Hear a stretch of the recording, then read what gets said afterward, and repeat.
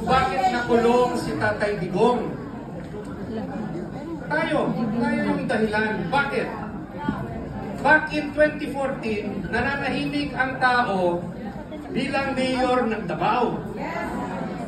Ako, isa akong opisyal ng PDP Laban. Kasama ako sa Marco Polo 15, kung alam nyo yun.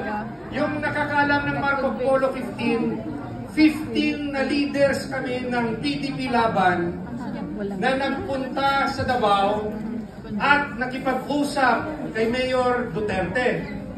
Gusto namin siyang makilala kasi nung panahong yon, naghahanap ang PDP Laban ng isang pambato sa presidential election ng 2016. Sa totoo lang, parte ako ng ating kasaysayan. Bakit? Noong mga panahong yon, ang gusto ng PDP Laban leadership na pambato sa 2016 presidential election ay si Senator Coco Pimentel. Noong mga panahong yon, ang chairman ng PDP Laban ay si Mike Sueno. Ang presidente noon ay si Coco Pimentel. At ang Secretary General ay si dating TESDA Secretary Giling Mamunjong. Si Atty. Hinlo ay akong OIC na head ng PDP Laban ng Bacolod City. Sinabihan ako, Atty. JV, punta tayo ng Cebu, may meeting ang Visayas doon ng PDP Laban. Kasi pinapatawag tayo ni Sec Gen Mamunjong para planuhin kung anong gagawin natin sa 2016 election. Ako naman, pumunta sa Cebu City. Punta sa Cebu. Akala ko malaking pagpupulong kasi PDP Laban, opposition party noon. Yung ang partido na pinakamalaki ay think Liberal Party noong mga panahong yun.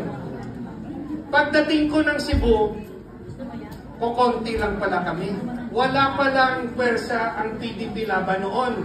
Siguro mga 20 lang kami for the entire Visayas. Sinabi sa akin ni Sec Gen Mamunjong ng PDP Laban, nandito tayo kasi kailangan ng PDP ng pambato na maging presidente. At gusto namin ni Mike Sueno, kasi taga Mindanao, na isang taga Mindanao naman. Kasi sa nakaraan, wala pang naging presidente na galing Mindanao. Yes. So sabi nila, si Coco Pimentel. Sabi nila, kailangan natin, sikat si Coco senador. Kakatapos lang yun ng away ni Senator Coco at si Senator Zubiri. Di ba? Nag-away silang dalawa. So, sa aming pagpupulong nag-usap-usap, Senator Coco na yung ipalaban. Yung nag-oppose, yung nagsabing hindi, galing Visayas, galing Negros, si Atty. Hinlo. Si Atty. Hinlo ang nagsabi sa mga kasamahan ko sa PDP Laban, hindi pwede si Senator Coco. Dahil hindi niya nakukuha ang damdamin ng mga Pilipino at kung ano talaga ang kailangan natin para manalo ang ating partido.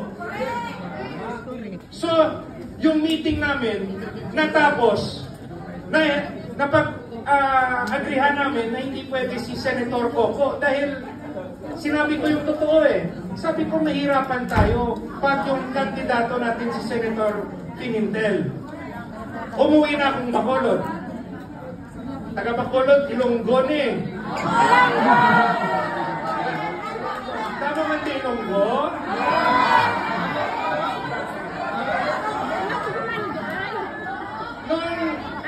A month after, nandun ako sa bahay natin sa Bacolod sa aking nag-iisang asawa, si Tina.